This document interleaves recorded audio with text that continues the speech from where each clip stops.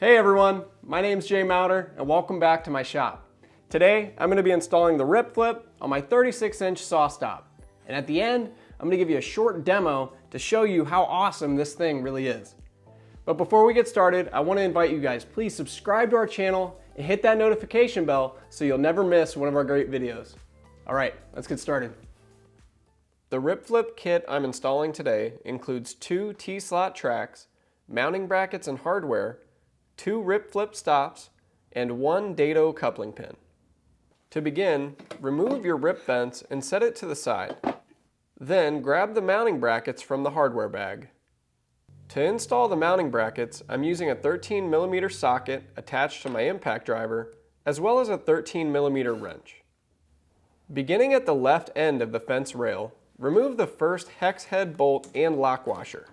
Once it's removed, install a mounting bracket and reuse the hex head bolt and lock washer to secure it. Repeat these steps continuing down the fence rail until all mounting brackets are installed. Make sure to do 1 bracket at a time to prevent changing the alignment of your rip fence rail. The mounting brackets only need to be roughly aligned at this point. Next, we are going to install the 2 T-slot tracks. For this step, you will need your 2 tracks, a rip flip stop, and the remaining hardware in the hardware bag.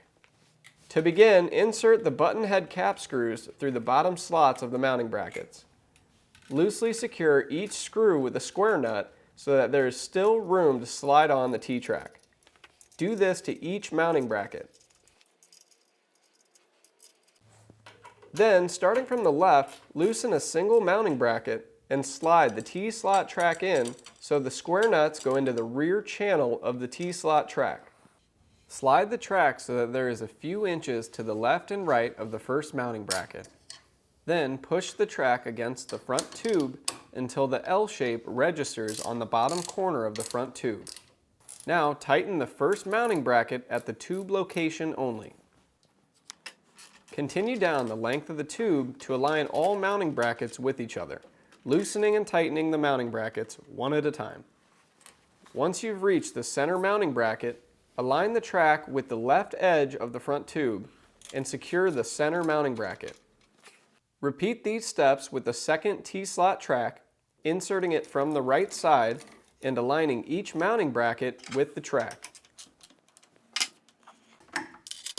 Continue down the length of the tube until the right track meets the left one. Before tightening the cap screws, place a rip flip over the seam of the 2 tracks and tighten it down to assure alignment of the tracks. Then, use a hex key to tighten down all of the cap screws. Once you're finished, use a 13mm wrench and double check that the mounting brackets are tightly secured. Also, slide a rip flip back and forth over the seam of the 2 tracks, checking to see that it slides smoothly. Now that we've got everything installed, let's check out how these flip stops work. First, reinstall your fence and set your cursor to your desired mark. Then flip the flag stop up and slide the rip flip along until the brass tip of the stop comes in contact with the bolt on your fence. If you'd like to use a micro adjust feature, simply loosen the brass wheel and spin the knob to make your desired adjustments.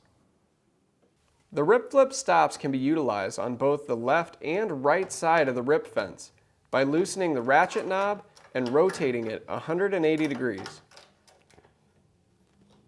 And if the ratchet knobs need to be moved without releasing clamping pressure to the stop, just pull them towards you and twist them out of the way. When you don't want to use the stops at all, they can be flipped down and are completely out of the way for your fence to slide freely. Now let's check out the dado feature of the rip flip.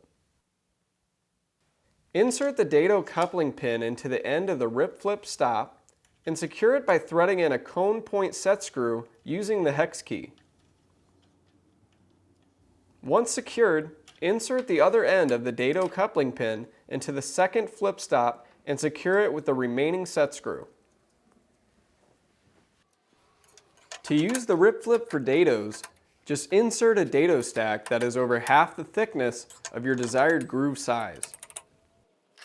Then set your fence to the dado's starting position and place a rip flip stop against the bolt. Then make a cut. Next, flip your other stop up and slide your fence over to come in contact with the second stop. Make a few test cuts and dial in that perfect fitting dado with the micro adjuster. Now that your rip flip is perfectly dialed in, you can slide it anywhere along the fence rail and achieve the same exact dado fit every time. Alright guys, I really hope you enjoyed the install and demo of the rip flip. This tool has taken my saw stop to a whole new level of accuracy and repeatability, and I'm really happy to have it in my shop. For right now, the rip flip is currently available for saw stop and Powermatic table saws. If you'd like to learn more about this amazing system or purchase it, just click the link directly below this video. And if you have any questions regarding this system whatsoever, just please leave a comment below and I'll be sure to answer them. Thanks so much guys for watching, and I'll see you next time.